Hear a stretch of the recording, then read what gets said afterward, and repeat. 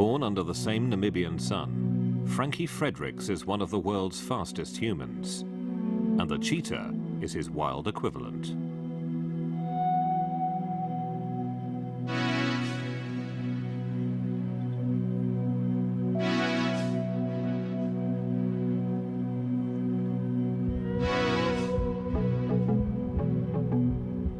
By all comparisons, from breathing to claws, the cheetah is physically superior to its human counterpart. The cheetah is a superbly adapted sprinting machine. But in a race between them, can they still be an even match?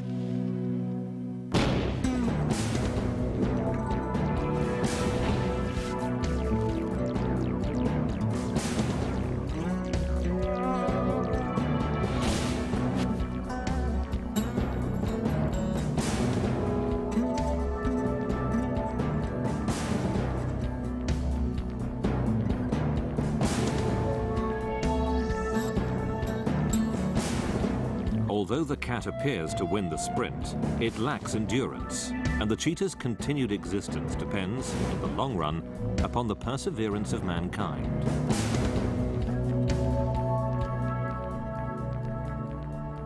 Today, in a unique partnership with people, cheetahs are running for their lives.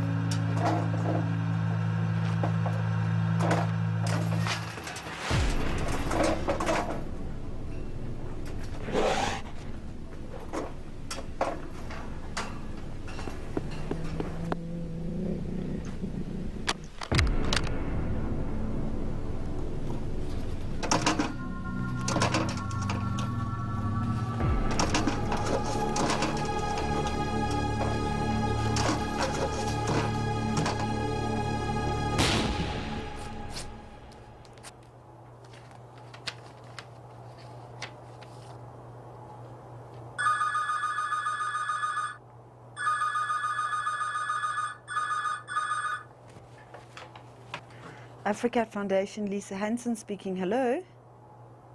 To try and change somebody who's been brought up their whole lives to hate something, it's really pointless.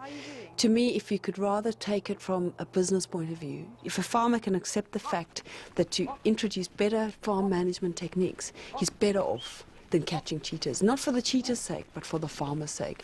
It's his land, he's the one suffering the losses.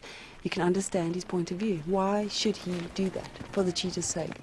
And if they do have losses, and generally that is what sparks the anger, I feel that I want to really help them. But then there's always the element who will kill predators for fun. Not all of them like predators, and you can understand that they don't like them because of the losses that they've had. But some of them, they get a pleasure out of it, and I just can't relate to that.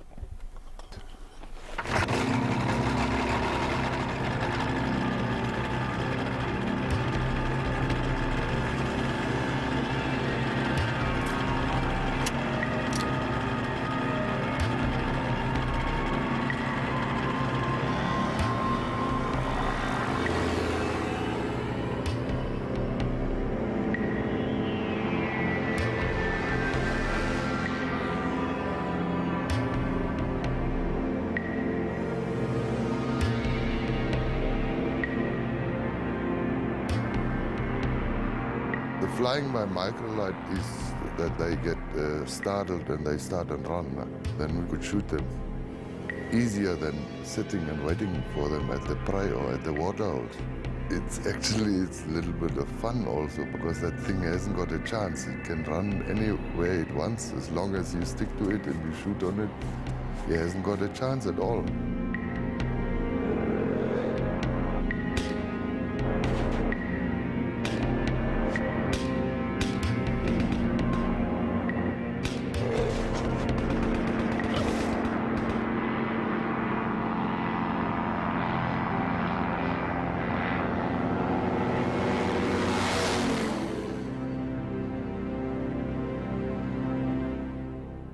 We had problems with the calves and the goats and the small game because of the fact that we didn't put them in an enclosure. And then if they are in the field, they are vulnerable to the predators. We had about 40 to 45% of losses. In the old days, it was not a problem. Nobody actually worried about them. If they would have been seen, they would have been shot just for the kicks of it.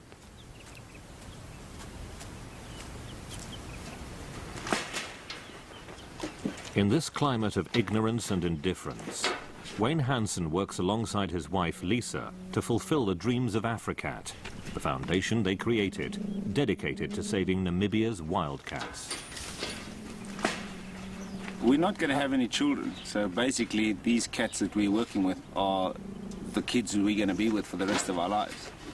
We're going to give them the best shot we have, and hopefully in the end it comes out the way we hope. Like anybody else would hope the child would grow up being something special. We just want to save these animals and give them a better life out here.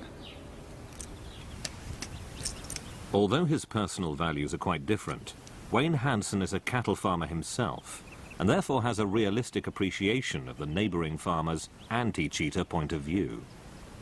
Farmers that just kill these cats senselessly is difficult to understand, but looking into their problems, it is more a generation thing. These guys, their parents might have actually lost a lot of stock, and since children they were taught by their parents to eradicate these animals because they may sometime in the future catch a calf or two of theirs. Throughout recorded history, the cheetah has run a tough race. From a genetic point of view, cheetahs have suffered from a series of natural disasters. At the time of Christ, cheetahs roamed freely across Africa and southwestern Asia. Today, very few populations remain. For unknown reasons, the gene pool of the cheetah has become exceptionally fragile, with almost no changes over 10,000 years, leaving the species incredibly vulnerable to disease and environmental change. For over 4,000 years, cheetahs were used in much the same way as falcons, for coursing game.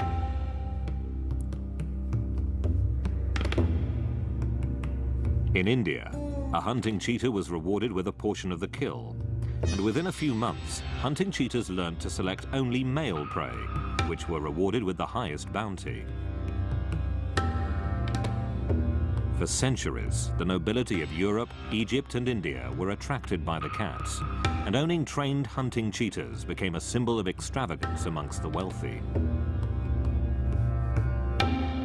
The downfall of the cheetah was perhaps most noticeable in India, where the cats have been extinct for over 50 years. While other cats survive here on the fringes of the tropical jungle, the cheetah's strange cries are missing. The spotted cat with the tear-stained face has gone, no longer sharing the land with tigers and lions. A more recent part of the cheetah's problem began in India at the time of the Raj. When the British colonized the country, the gentleman's sport of hunting became a passion in a country teeming with wildlife. Massive hunting parties were a common sight, supported enthusiastically by both English and wealthy Indians, tearing cat populations to shreds. Soon the Maharaja's palaces began to look like English sporting clubs, as their owners supported the popular view that there were too many wild animals in India and fewer of them would enjoy a better life.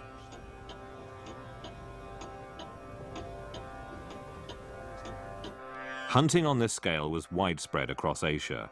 Since the 1940s, almost all free-ranging cheetahs have been found in Africa.